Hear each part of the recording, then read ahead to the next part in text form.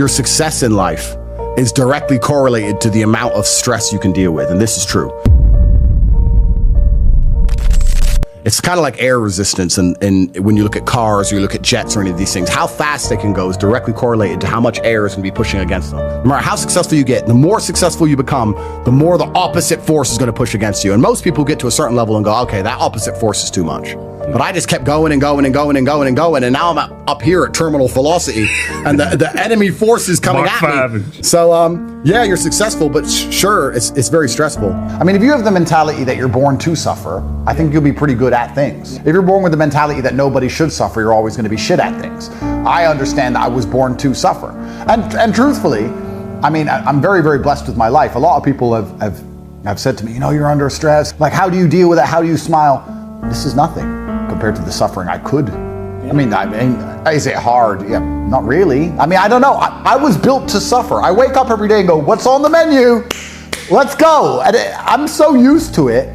I'm kind of excited by it. The only period in my life where I could say where everything was genuinely perfect was about a month before I was arrested. And I've never been so anxious. I felt so anxious. I was in Dubai, all those videos from Dubai with the Bugatti and the big mansion and all the girls and everything, and me and Tristan were sitting around the pool, and I remember I've said this on every podcast, and I'm gonna say it again for the people at home in case their life's going good. If your life's going good, panic. I'm telling you, if your life's going well, worry. Because I was sitting there by the pool with the Bugatti and the McLaren and like 20 girls I'd never even met who were beautiful, and we're sitting by there and we got the big pool, we're in this huge mansion. Tristan goes, 6 years ago we were in Luton, we made it. And I was like, nah, we're fucked, something's coming. He said, what do you mean? I was like, I'm 36. I could not have completed life this level. I could not be the most famous man on the planet. Hundreds of millions of dollars. Bugatti on the drive. Like, nah. There's no way I can get away with this for the next 50 years. Something's coming. A month later, here you go. That's just how it goes. So I feel comfortable with the suffering because I feel like I have a direction and an objective. When I have endless suffering, I'm like, okay, well, I know what I need to do now.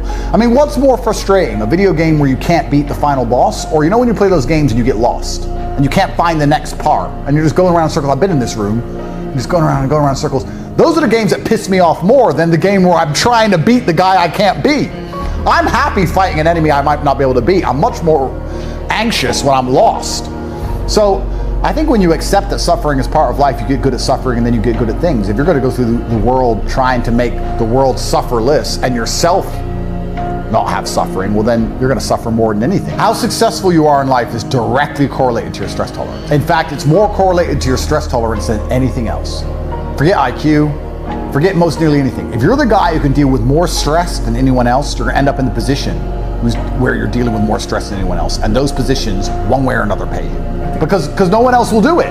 I'm telling you, because that's the only way you can even separate yourself from the labor market in general, right? I can put myself in a position to do what others won't do. You gotta put yourself in a very stressful place. And that's the same with everything. It's the same with every fighting champion.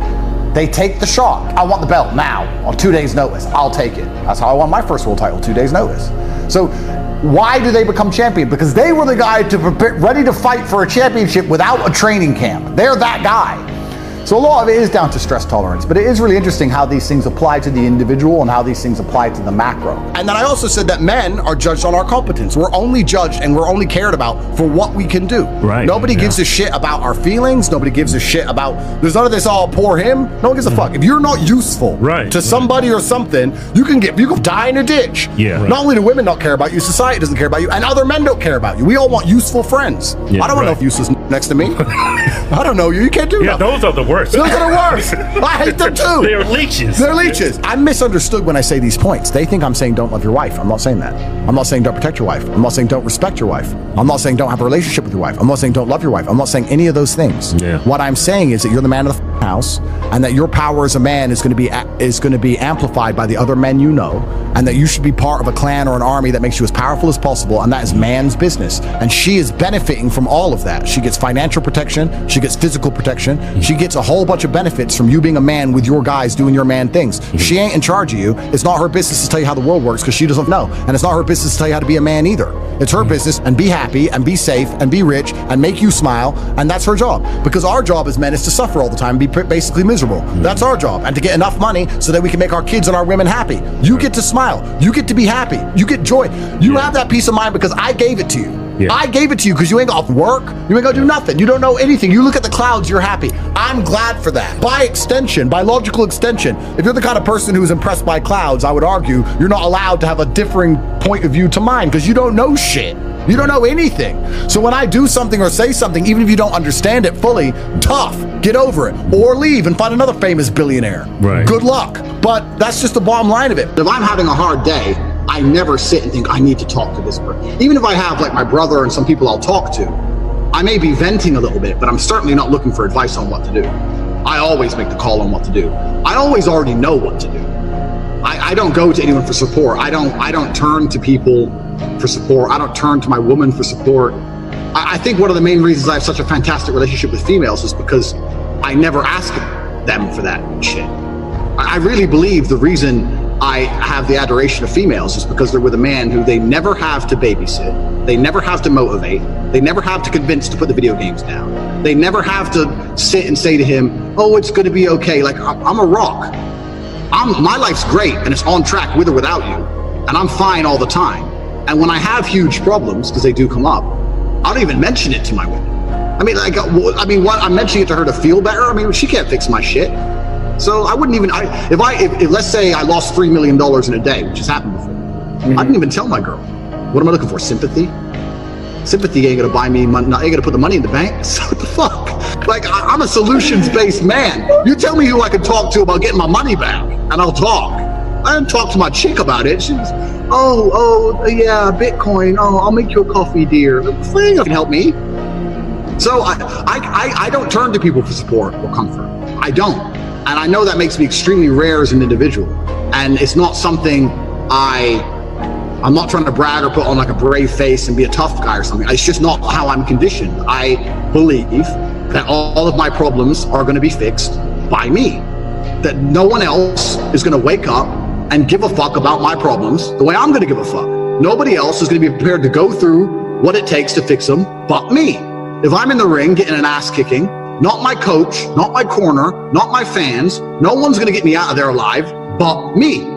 It is me. So I turn to myself. If I have a problem, I'll sit in silence on my own. I'll turn to Andrew Tate and he'll get it done. Because I don't, that's really how I am. Yeah. But me personally saying, I don't know what to do, it's never even entered my mind. I always know what to do. That God is quite careful with what he gives and what he takes away. I like to believe that the moral arc of the universe bends towards balance.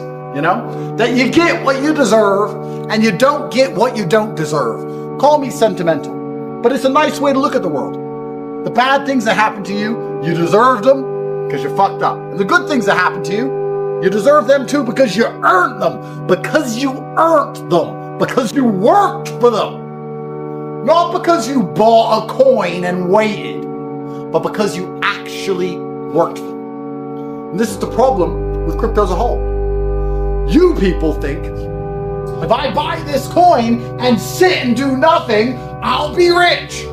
But how does that fit in with God's karmic plans? Why would God give an easy way out to a dipshit like you when there's people who are working and struggling and dedicating themselves all day, every day? Don't they deserve a way out? They deserve a hard way out, let alone an easy way out. But no, he's not going to give a way out to the people who dedicate themselves. He's not going to give a way out to the hard workers. He's going to give a way out to you because you bought a coin and now you spend all day on Twitter. No, doesn't make sense. No way was God going to make a pencil-dicked, skinny-armed dweeb like you rich for holding magic internet money. Couldn't happen. Couldn't happen.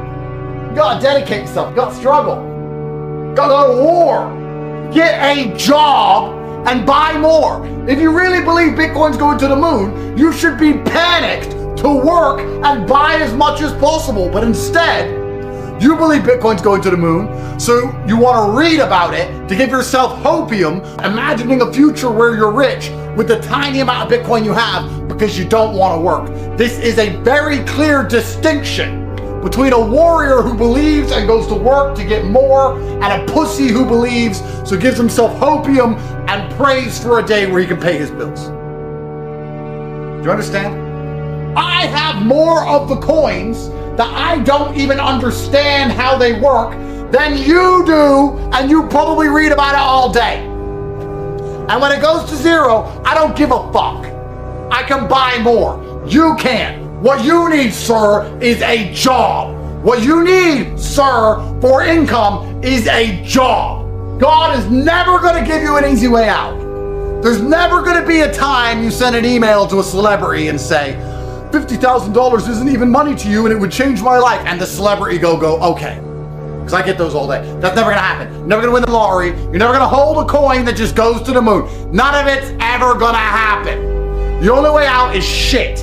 And you come out covered in bruises, scrapes, bumps, scars, you name it. You got to fight through the brambles. The only way out is hard work. That's the only way out.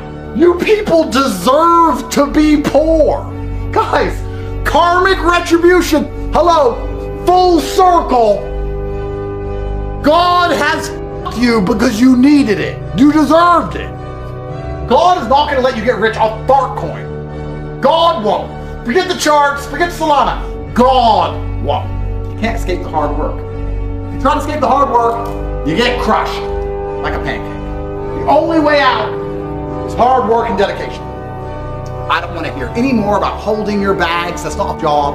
Scrolling Twitter is not a job. Writing in a Telegram group is not a job. Writing on Discord is not a job. Reading about how the SWIFT system is going to be replaced by Ripple, coming all over yourself, dreaming of an imaginary world where your $400 has become $4 million is not a job. None of it's a job. A job is where you build something that matters. It's where you dedicate yourself to something that exists. Because no matter how much bag holding or Twitter scrolling you do, when the price of your coin goes down, you end up poor. Whereas if you had a job and you were actually working, you would have something built.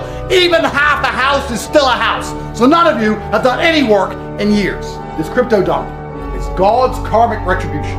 The people who have dedicated themselves to have cash flow, to be paid cash money every month, will now have money to buy the dip. And the people who were sitting on their bags are here to be replaced. You're going to lose. Even if the coins go back up, you're going to be replaced financially by the people who were working. Because it is hard work and dedication. That's the only way out. Truthfully, there's no light without dark, and every positive has a disadvantage, and there's always good and bad to everything. But I feel like you are always at the same level of contentment. It's kind of like, as a man, you're at a certain level of contentment with who you are. Some people are super depressed, and some people are super happy. But I'm no more or less content than I was when I was a struggling fighter who couldn't pay the bills. But you're happy with who you are, and you're doing your best, and you have a certain mindset, a certain happiness level. And then you may transgress through the world of finance and global stardom, etc. But you get there, and then you have all the disadvantages that come with that. And then you have the advantages also. I'm not complaining, you know, more money, more problems, but at least you're rich. But then you're at the same level of contentment. I don't think you're any more or less content anywhere along the journey. I don't feel any different than 2019, if that makes sense. It's really interesting when I try and analyze my successes and how well I've done across the last few years. And I feel like it's pretty similar to air resistance. As a car is trying to go faster and faster, the wall of air it's competing against gets stronger and stronger. And I do believe, like, where you get to in your life is down to how aerodynamic you are as an individual. How much stress can you adopt?